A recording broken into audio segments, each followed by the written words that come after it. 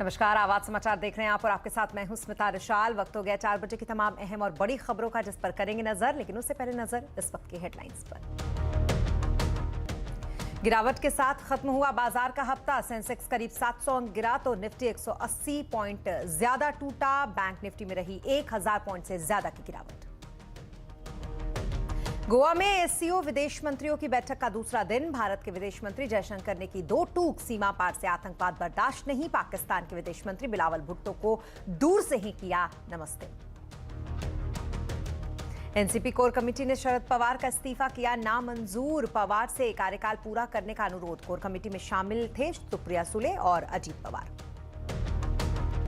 मणिपुर में हिंसा के बाद फिलहाल हालात नियंत्रण में। दंगाइयों को देखते ही गोली मारने के आदेश। मोबाइल इंटरनेट सेवा अब भी बंद।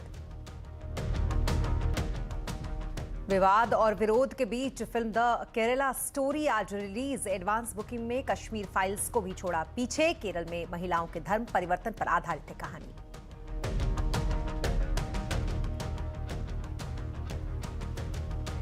और खबरों की शुरुआत गोवा में चल रहे शंघाई कोऑपरेशन ऑर्गेनाइजेशन से, जिसका आज दूसरा दिन है। और आज भी एससीओ के सदस्य देशों के विदेश मंत्रियों की बैठक जारी है। माना यह जा रहा है कि बैठक में अफगानिस्तान की स्थिति पर चर्चा हो सकती है। दरअसल ये बैठक ऐसे समय में आयोजित हो रही है जब यूक्रेन युद्ध भी, यानी कि रूस यूक्रेन युद्ध को लेकर रूस और पश्चिमी देशों में तनातनी है और चीन के विस्तारवादी रवैये को लेकर भी चिंता जताई जा रही है। इस बीच बैठक की अध्यक्षता कर रहे विदेश मंत्री एस जयशंकर ने दूसरे दिन के बैठक में पाकिस्तान पर बड़ा हमला बोला। विदेश मंत्री ने दो टूक कहा कि सीमा पार आतंकवाद को अब बर्दाश्त नहीं कर सकते हैं। We firmly believe that there can be no justification for terrorism and it must be stopped in all its forms and manifestations, including cross-border terrorism. The channel of finances for terrorist activities must be seized and blocked without distinction. Members need not be reminded that combating terrorism is one of the original mandates of the SCO. के बावजूद इस SCO summit में सबकी नजरें जो हैं वो पाकिस्तान के विदेश मंत्री बिलावल भुट्टो पर है। हो भी क्यों ना, 12 साल के बाद किसी पाकिस्तानी विदेश मंत्री ने भारतीय सरजमीन पर कदम रखा है। समिट के दौरान जयशंकर और बिलावल भुट्टो की मुलाकात तो हुई, पर इस मुलाकात में कुछ दूरी नजर आई। जहां बैठक में शामिल होने से पहले जयशंकर बारी बारी से सभी विदेश मंत्रियों का स्वागत कर रहे थे। इस दौरान उन्होंने बिलावल का भी स्वागत किया। हालांकि इस दौरान दोनों के बीच दूरी दिखाई दी। बिलावल आए और दोनों ने दूर से ही एक दूसरे को हाथ जोड़ लिए। इसके बाद बिलावल जयशंकर से दूर ही खड़े रहे कई मौकों पर। दरअसल लगातार बातें यही हो रही थी जैसे ही एससीओ बैठक की शुरुआत हुई कि इस बार बिलावल भुट्टो इसमें आ रहे हैं और सबकी नजरें उन पर कल से ही टिकी हुई थी। कल जब वो रवाना हो रहे थे भारत के लिए, तब वो भी काफी ज्यादा एक्साइटेड थे। उन्होंने इसको लेकर अपने देश के लिए एक वीडियो संदेश भी जारी किया जिसमें उन्होंने ये कहा था कि वो भारत जा रहे हैं, गोवा जा रहे हैं और वो ये चाहते भी थे, यानी कि इच्छा जताई थी उन्होंने कि द्विपक्षीय वार्ता हो। लेकिन एक बात यहां पर और साफ कर देने वाली है कि द्विपक्षीय वार्ता की जो आसार है पाकिस्तान के साथ वो फिलहाल नहीं है। इस तरीके का कोई कमिटमेंट, किसी तरीके की इस तरीके की कोई बात फिलहाल भारत की तरफ से नहीं की गई है और बिलावल भुट्टो ने इसको लेकर एक इच्छा अपनी जताई थी। इसके अलावा चीन और रूस के साथ कल द्विपक्षीय बातचीत हुई है जिसमें कई मुद्दों पर, खास करके जो अतिक्रमण के मुद्दे हैं उस पर बात की उन्होंने। लेकिन इसके अलावा अभी बिलावल भुट्टो से जो दूरी है वो फिलहाल दिखाई दे रही है।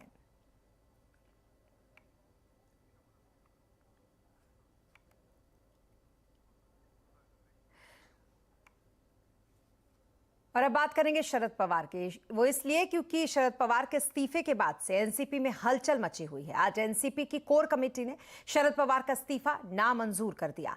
कोर कमेटी में सुप्रिया सुले, अजीत पवार, प्रफुल्ल पटेल समेत पार्टी के कई बड़े दिग्गज नेता शामिल थे। कोर कमेटी ने शरद पवार से पार्टी का नेतृत्व जारी रखने का अनुरोध करते हुए एक प्रस्ताव पारित किया है। कमेटी में प्रफुल्ल पटेल ने यह प्रस्ताव पेश किया था। कमेटी ने शरद पवार से अपना कार्यकाल पूरा करने का अनुरोध भी किया है।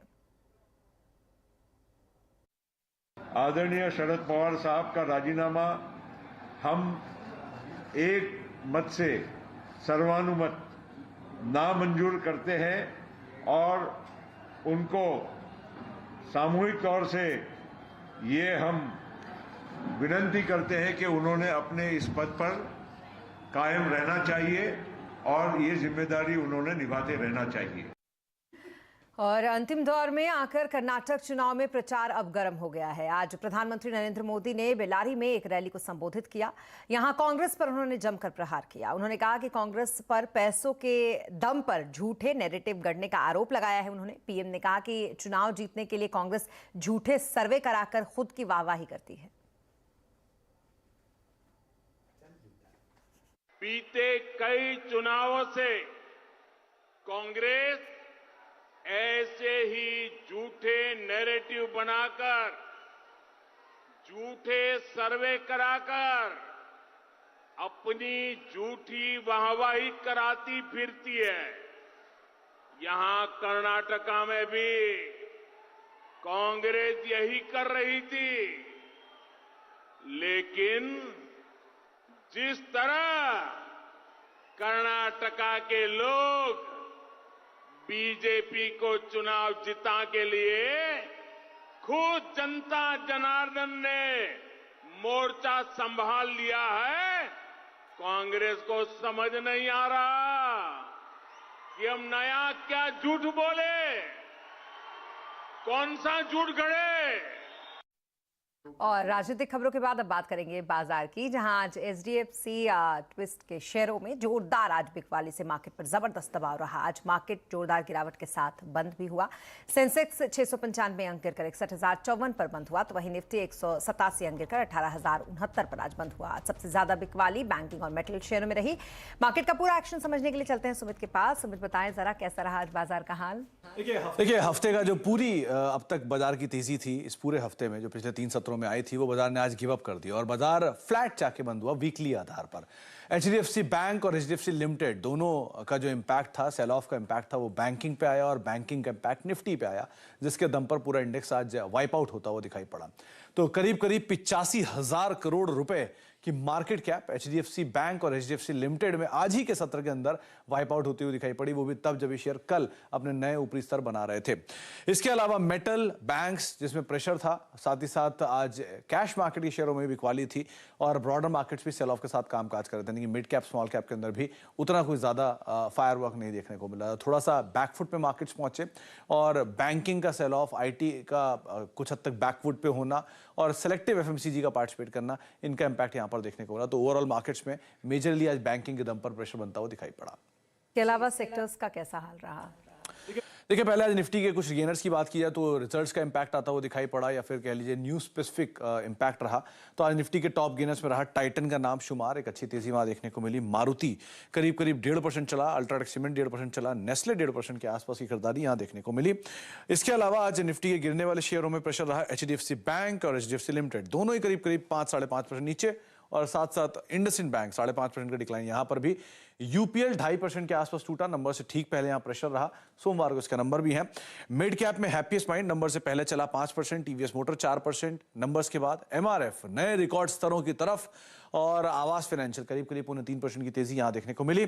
मिड कैप के गिरने वाले शेयरों में फेडरल बैंक करीब 9% नीचे, नंबर्स के बाद बीएचईएल अनवाइंडिंग के चलते 6% नीचे, न्यू इंडिया एश्योरेंस और जीआईसी हालिया तेजी के बाद प्रॉफिट टेकिंग यहां देखने को मिली। बैंकिंग में बिकवाली थी आज फेडरल में, एचडीएफसी बैंक में, इंडसइंड बैंक में, बंधन बैंक में, जहां कुछ हद तक दबाव आज के सत्र में बनता हुआ दिखाई पड़ा। शुक्रिया तमाम मार्केट अपडेट के लिए आपका सुमित। तो कुल मिलाकर कुछ ऐसा रहा आज मार्केट का हाल। और वहीं इन्वेस्को म्यूचुअल फंड के सीईओ ताहिर बादशाह का कहना है कि चौथी तिमाही के नतीजों से भारतीय बाजार के वैल्यूएशन को लेकर चिंताएं घटी हैं। साथ ही उन्होंने आगे ये भी कहा कि अभी निवेश के लिए बैंकिंग सेक्टर बेहतर है, इसलिए इस सेक्टर में निवेश आप कर सकते हैं। पिछले 4-5 महीने में हमने 2 चीजें देखी है। वन इज दैट इंडिया की जो वैल्यूएशन थी on a relative scale of come down, क्योंकि हमने थोड़ा बहुत साइडवेज परफॉर्मेंस दिया, वी इवन वेंट डाउन, कुछ हद तक हमारा नेगेटिव परफॉर्मेंस भी रहा, and then obviously after that we seen a rally in the last month और सो, जैसा आपने बताया। But there was a correction as of now. शायद इस बात पे ज्यादा जोर नहीं दे रहा हूँ, या इससे ज्यादा मैं बैंक नहीं कर रहा हूँ कि बैंकिंग सेक्टर से हमें बहुत ज्यादा मल्टीपल की अपसाइड मिल जाएगी या वैल्यूएशन में एक्सपेंशन मिल जाएगा। तो यही है कि at 15% I think it will be still one of the better sectors in terms of compounding ability. और खाने के तेलों के दामों को लेकर सीएनबीसी आवाज की मुहिम रंग लाई है। सीएनबीसी आवाज के खबर दिखाने के बाद से सरकार ने कंपनियों के साथ बैठक करके दाम घटाने के निर्देश दिए हैं। कंपनियों ने अब ग्राहकों के लिए दाम घटाने की शुरुआत भी कर दी है। किसने कितने दाम घटाए हैं और कब तक आम जनता को खाने के तेल कम दाम पर मिलेंगे, बताने के लिए हमारे साथ जुड़ रहे हैं संवाददाता असीम मनचंदा। असीम, बताएं जरा, क्या कुछ असर पड़ेगा अब खाने के तेल के दामों पर? देखिए, सीएनबीसी आवाज ने सबसे पहले खाद्य तेलों के दामों को लेकर मुहिम चलाई थी। सीएनबीसी आवाज ने अपने दर्शकों को बताया था कि जो होलसेल और रिटेल के दाम है उसमें काफी अंतर है। अंतर्राष्ट्रीय बाजार में कीमतें काफी कम हुई हैं, $200 से लेकर के $250 तक की कीमतें कम हुई हैं, लेकिन इसके बावजूद रिटेलर ग्राहकों को उसका फायदा नहीं पहुंचा रहे हैं। उसके बाद जो खाद्य मंत्रालय है उसने गुरुवार को खाद्य तेल कंपनियों के साथ एक बैठक बुलाई थी। इस बैठक में खाद्य तेल कंपनियों को निर्देश दिए कि आप इस घटती कीमत का फायदा ग्राहकों तक पहुंचाएं। उसके बाद कंपनियों ने इस पर दाम घटाने की शुरुआत भी कर दी है। जो मदर डेयरी है उसने 15 से 20 रुपए प्रति लीटर में कटौती की है। बाकी कंपनियां भी जल्दी ही इसके ऊपर कदम उठा सकती है और अपने दामों में कटौती कर सकती है। तो सीएनबीसी आवाज की इस मुहिम का खासतौर पर असर हुआ, जिसकी वजह से कंपनियों को दाम घटाने के लिए मजबूर होना पड़ा। जी, बहुत शुक्रिया तमाम डिटेल्स के लिए आपका असीम। और एमसीएक्स पर सोने चांदी में चमक बरकरार है। ऐसे में आने वाले समय में निवेशकों को क्या स्ट्रैटेजी बनानी चाहिए और साल दिवाली पर सोने चांदी के भाव के कहां जा सकते हैं? आज हम कम्युनिटी शो सब मांगे सोना चांदी में इसी पर करेंगे चर्चा, शाम 4:27 पर।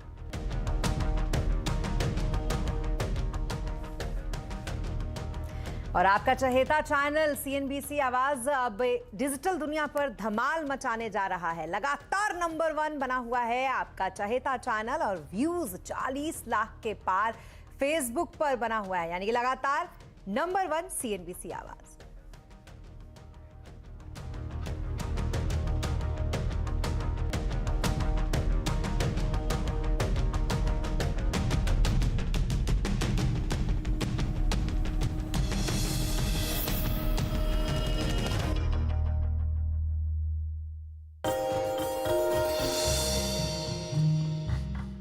डू यू नो में आज हम बातचीत करने वाले हैं दक्षिण भारत से शुरू हुई consumer durable major V Guard के बारे में। दरअसल इस कंपनी की शुरुआत करीब 50 साल पहले रफली 1977 में कोशुसेफ चितिल्लापिल्ली साहब ने शुरू की थी ये कंपनी।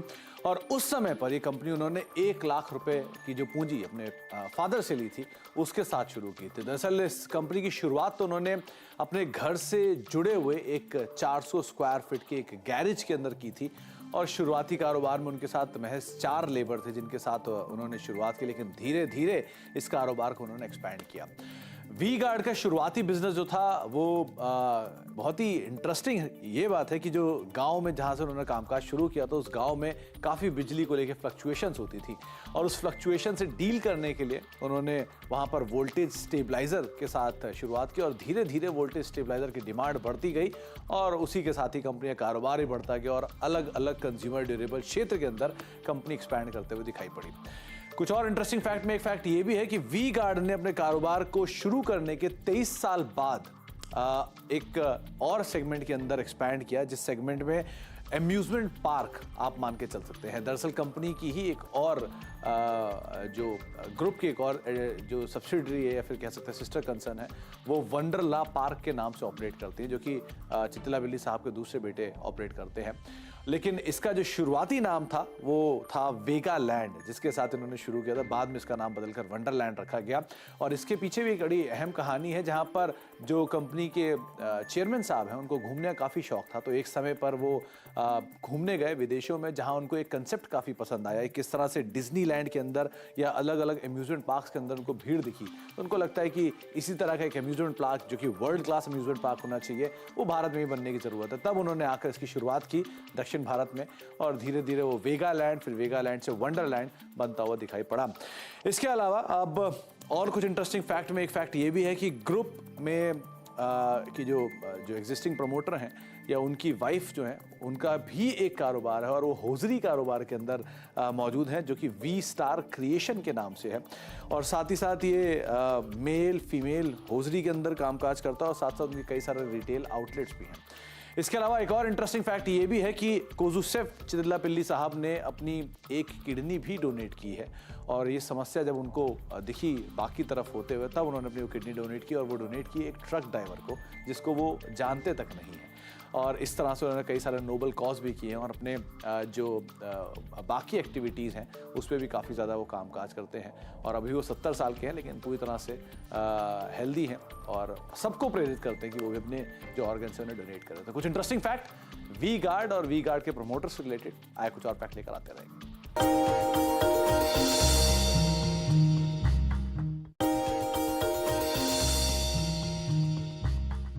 डू यू नो में आज हम बातचीत करने वाले हैं डीएलएफ की, दिल्ली लैंड एंड फाइनेंस। ये इस कंपनी का फुल फॉर्म है और ये सबसे पुरानी रियल एस्टेट कंपनियों में शुमार है। 1946 में इस कंपनी की शुरुआत हुई थी और चौधरी रघुवेंद्र सिंह साहब ने इसकी शुरुआत की थी। कुछ इंटरेस्टिंग फैक्ट ये भी है।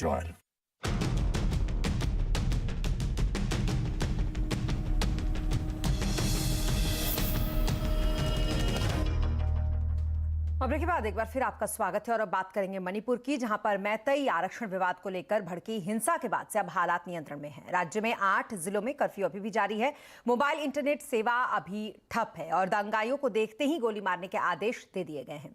झड़प में 100 से ज्यादा लोगों के घायल होने की खबर है। मणिपुर जाने वाली ट्रेनों को रोक दिया गया है। दरअसल मैतई समुदाय को अनुसूचित जाति श्रेणी में शामिल करने की मांग के खिलाफ जनजातीय समूह द्वारा बड़े स्तर पर विरोध प्रदर्शन यहां किया जा रहा है। मणिपुर के बाद मेघालय में भी झड़प हुई, जिसमें 16 लोगों को गिरफ्तार किया गया। और इलेक्ट्रिक गाड़ियों को बढ़ावा देने के लिए फेम 2 स्कीम फिर से चर्चा में है। फेम 2 का फायदा उठाने वाले कम से कम 1 दर्जन से ज्यादा ईवी कंपनियों की सब्सिडी रुकी हुई है, लेकिन सरकार अब गड़बड़ी करने वाले ईवी कंपनियों के खिलाफ और कड़े कदम उठाने जा रही है। इलेक्ट्रिक गाड़ियों को बढ़ावा देने की स्कीम फेम 2 का 2024 के बाद क्या होगा, ये सवाल आजकल ईवी इंडस्ट्री में हर किसी के मन में है। दर्जन भर कंपनियों की करीब 1800 करोड़ की सब्सिडी रुकी हुई है। इन कंपनियों पर आरोप है कि इन्होंने स्कीम के तहत लोकलाइजेशन के नियमों का पालन नहीं किया। लोकलाइजेशन के नियमों के मुताबिक सब्सिडी पाने के लिए कम से कम 50% कंपोनेंट भारत में बने होने चाहिए।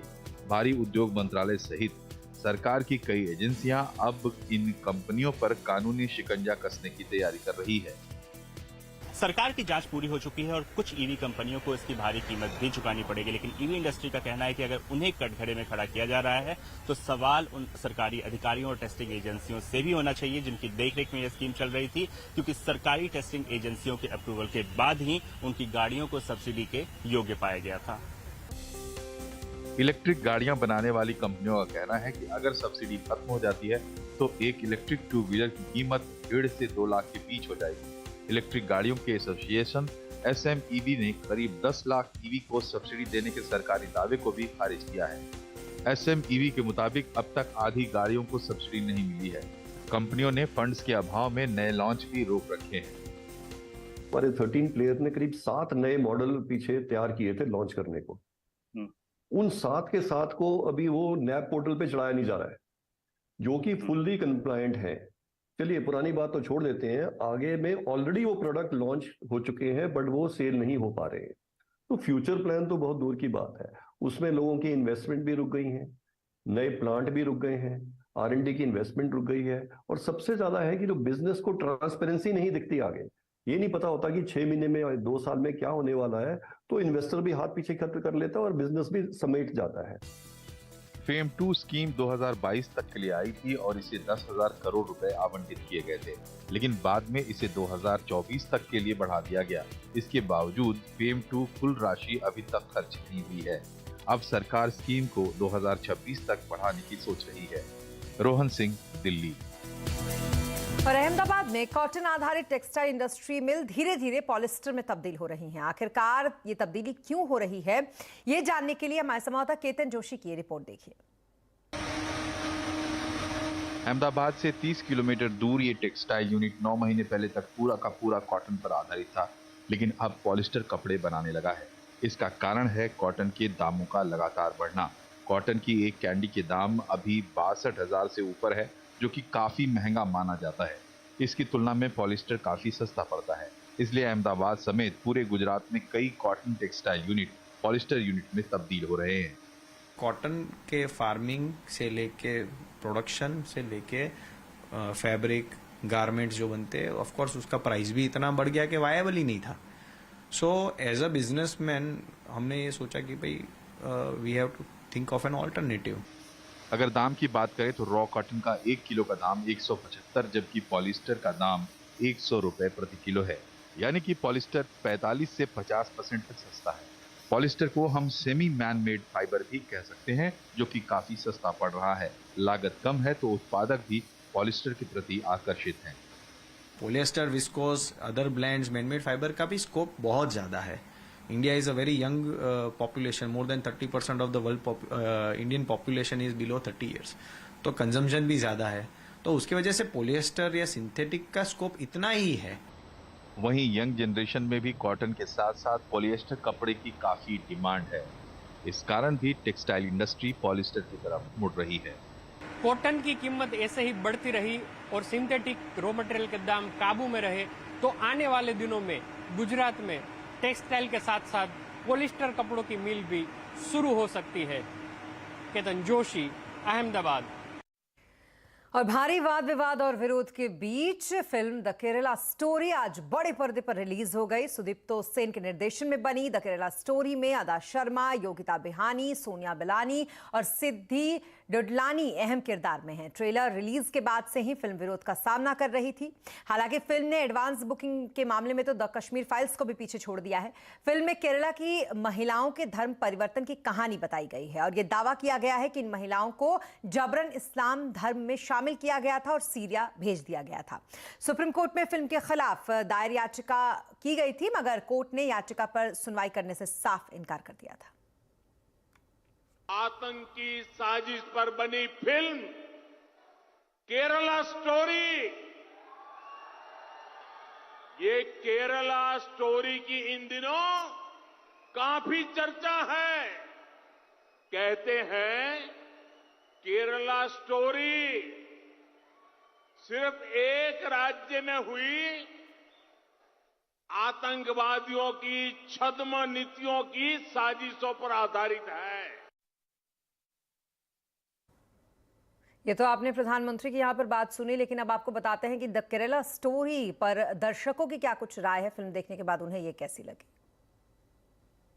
इसे हमें देखना चाहिए और अपने परिवारजनों को, अपने आत्मीयजनों को इसके बारे में जानकारी देनी चाहिए, जिससे इन घटनाओं से वो लोग सावधान रह सके और भविष्य में इस तरह की साजिशें कामयाब ना हो सके। स्टोरी का मोरल भी बहुत अच्छा, मुझे लगता है ऐसी मूवीज और बननी चाहिए। सारी मीडिया को भी चाहिए ये सब निकाल के जनता के सामने लेके आए। सबसे पॉइंट ऑफ अट्रैक्शन इस मूवी का यही है कि रियलिटी पे बेस्ड है और काफी सारी चीजें से जानने को हमको मिल सकती हैं। तो एक सस्पेंस इसमें बना रखा है कि वहाँ पे एक्चुअल हुआ क्या था और क्या लोगों ने बता रखा है, तो ये सस्पेंस एक बना हुआ है।